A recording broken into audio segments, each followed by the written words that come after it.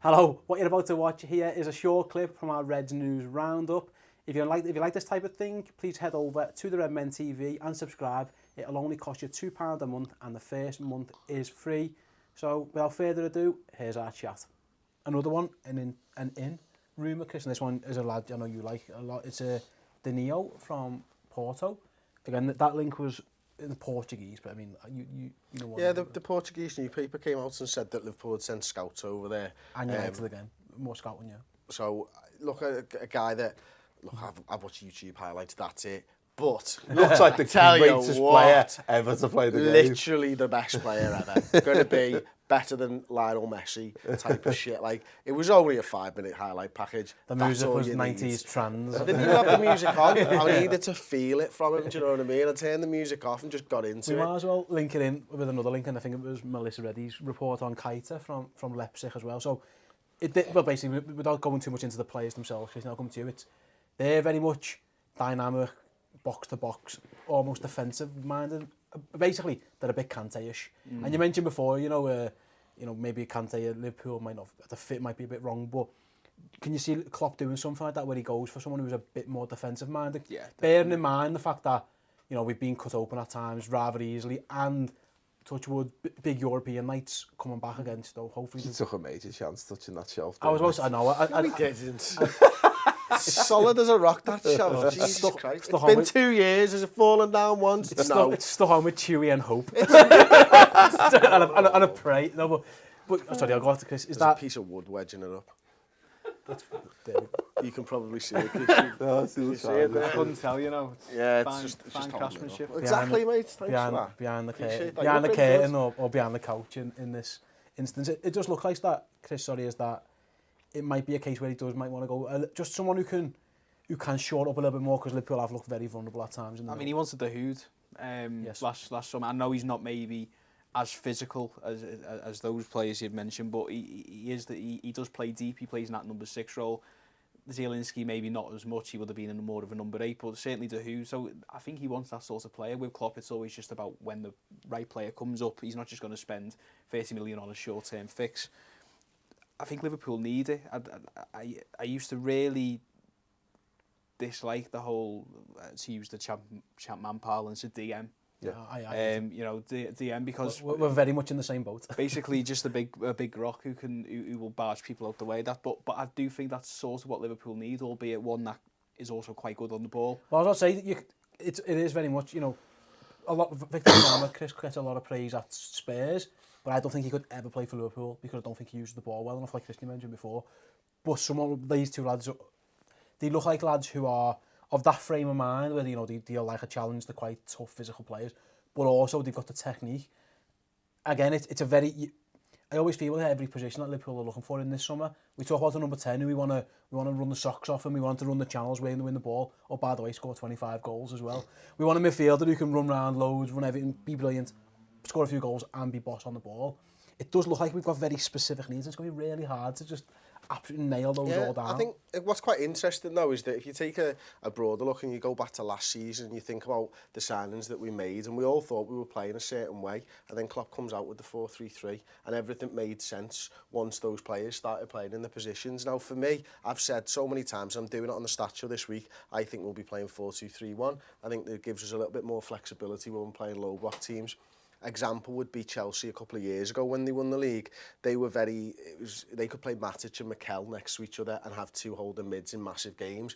Or what would tend to happen is you'd play Matic with Fabregas in the games where they were expected to have a lot of the ball, and Fabregas was that transitional midfield that links the midfield with the attack and stuff. Arsenal was pretty much the other day, wasn't it? These are the type of players that I could see sitting next to Jordan Henderson. Yeah. So when you're playing these teams where they're coming at you like an Arsenal, like a Man City, the two of them sit there, but they've also got the ability to be able to break through when you play in the likes of Burnley, like this, the first game this season, where you just need that extra midfielder to have the legs, have the dynamism, to get further up the pitch, have that creativity. They feel like that to me. They feel like the answers to the questions that we're being asked now. Yeah. And also, Paul, what we haven't got in the squad, I think we'll all agree, is when Henderson isn't playing, there's no one remotely like him. Chan and Henderson might as well be chalk and cheese. Yeah. And yeah, if he's injured, it's him who plays.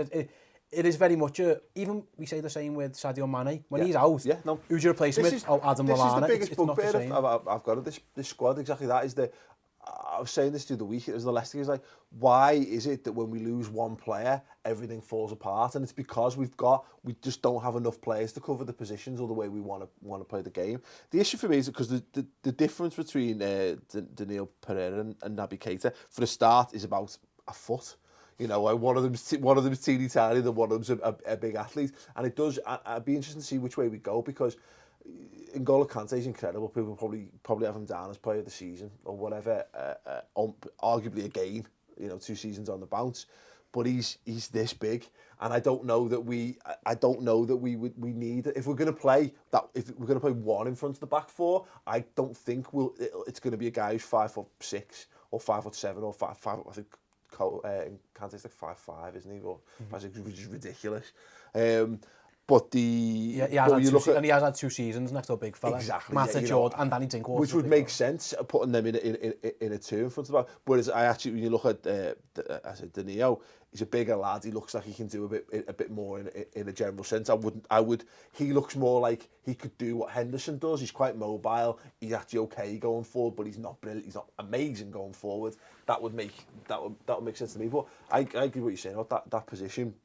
It's evolved, hasn't it? We did this. We're going next week on Ball Street Social Club talking about DMs and the days of the Makelele rolling over. The same way that I did saying the days of the Michael Carrick, Steven Gerrard in the DM. Mid. Exactly, like the cultured centre mid. I think that's kind of over as well. You kind of need to be somewhere everyone in between. Presses now. Everyone presses. Everyone will put pressure. So you need a quick, nimble. Henderson gets a lot of stick. I see a lot of grief Henderson gets on social media, sometimes on the ground, and I just think he's so underrated because I think he's strong, he's powerful, he's quick across the ground, and he plays a position where there's not much help available. Yeah. Because if the 2 fullbacks are bombing on, and then the opposition counter, there's only the 2 centre backs and Jordan Henderson left to actually deal with the situation. So he's done really well this season, but he does need more help. A player like Danilo, whether the scouting him, I don't know. I wouldn't be surprised if you're looking at a player like that or Keita. Those sorts of players. I think it's twofold. I think it is to sort of maybe sit deep in a game against, Man City or whoever going up to the Etihad, but at the same time, say like a game against Hull. I just think that gives you that little bit more stability as well when they're giving you that really hard first 20 minutes in a game. A player like Keita or Danilo or just a physical presence just helps Liverpool see that out a little bit more. Absolutely. I thought against Leicester, Chris, we lost the battle very early on. Jamie Vardy kicked Sadio Mane after 50 seconds, and from there we just looked like we'd lost a bit of a battle. And we have got a lot of culture on our side. And I'm not saying we haven't, we're not Arsenal, for example, who I think you can bully. I don't think you can bully Liverpool. But I do think at times there is scope for a lad who might just boot someone every now and then. You can bypass Liverpool at the moment. That's the issue because of the way that we commit 5 or 6 players forwards. It's very easy to just bypass our midfield. And I think I like what Christian said there about having the 2 of them there. If Milner and Klein are pushing on and you've got just one extra body there to help out with a counter-attack, you're obviously going to be in a better position. I think we said this. I think we're going to do a discussion later on. It kind of feeds into this, that having players on the pitch where if you're a winger and you're getting booted, what you want to do is you want to turn around to the rest of your team and you're picking yourself up, and I want to see one of my midfielders go in and leave one in, and the guy who's just done that. So, you know what I mean? Like, I've got your back, and I don't think we've got enough of that in that midfield. And if we could put someone alongside Henderson who possesses the mobility but loves a bit of a scrap as well, without it being just some yard dog, without putting David Batty at the base of the midfield, that kind of thing, or Dennis Wise, someone who's absolutely 100% up for the fight. It could be exactly what we're missing. I agree, and especially in Europe, I think it could be a crucial away game stuff when you are gonna. I mean, who knows how Klopp will do it, but I found it interesting. City at home this year, for example, was mad in that that was like a European performance. I thought Arsenal did what they funnily enough was. I thought Wijnaldum was deeper to give Chan a hand, and it was very much like hopefully what you might see in Europe, and I do think that could be, especially if Chan goes, especially. You might even see us going for both, or two midfielders. So he might have to. I think That Man City performance for me gave me real hope for the rest of the season back then. And one of the How little did we know. I know. yeah. One of the reasons was because I've been saying it for weeks and stuff. I don't think Liverpool are bad defensively when we set out to defend. The problem is we're really bad defensively when we're attacking, and that's the difference for me. That Man City game proved that when we're a unit and we're solid and we decide that we're not going to let the other team score, we can do that. It's the problem is that I've said it before, our defenders are terrible in space when we leave them in space, and you know, teams counter on us, that's what happens. Yeah. For a team that attacks and spends as much time in the opponent's final third as us, we've got two defenders that don't like to be left alone in space, and that's what the problem is. It might be that we go and buy someone to give them a bit of a hand, we'll find out. Naby Keita, by the way, if we could get him, I'd be all over. Yeah, I think he's a good player. An absolute beast. He's a very good player, and Leipzig are very much in vogue at the minute. Before we go, Chris, I'll come to you. You obviously with the Echo and stuff, you're launching Anfield Extra. Do you want to tell us a little bit about that before we shoot off? Yeah. It's so basically everything that the Echo always gave beforehand is still free. This is, as the title says, just a little bit extra. You know, videos, podcasts, some writing as well. It's just we wanted to give like the fans a little bit more, you know, a little bit more, and you know, we decided to charge £5 a month for it. We're really happy with what we're doing in terms of we've spoken to some really good Bundesliga experts about, you know, Julian Brandt, who Liverpool are watching, and Klopp and his final season at Dortmund and what went wrong there. Podcast wise, we've had Jan Molby on. You know, he's cracking value. Jan, really good lad. A couple of old Echo stalwarts, and Tony Barrett and Chris Bascom. You know, people have said that they've been really good listens as well. You know, it's a new thing, and it's just a case of, you know, it's a £5 a month. Give it a go for a month, and just you know, you might like it. I think the thing is, we're with the greatest respect to the Echo, and I think the mainstream as well. There is a temptation to, you know, there's a business model in place with things, and we see with the internet everything gets driven by clickbait and what have you. And the beauty, I guess, of what the idea is that it's going to allow the Echo to make content that you really like and that you really want to make, and you feel's got a genuine value, because if you really want that stuff, you cater it to a core audience. Yeah, because I mean, we know exactly what online audiences want. We have all the analytics that say, you know, they do like this sort of thing, but there's room for everything. There's room for the shorter articles. There's room for the tongue-in-cheek ones. You're doing some long reads, aren't you? Some long reads, yeah. You know, get to flex your muscles with that. Is that because you're paying the arse on your work count? Or? Pretty much. They pay me by the line, so I'm retiring in a year. No, they definitely don't pay me by the line.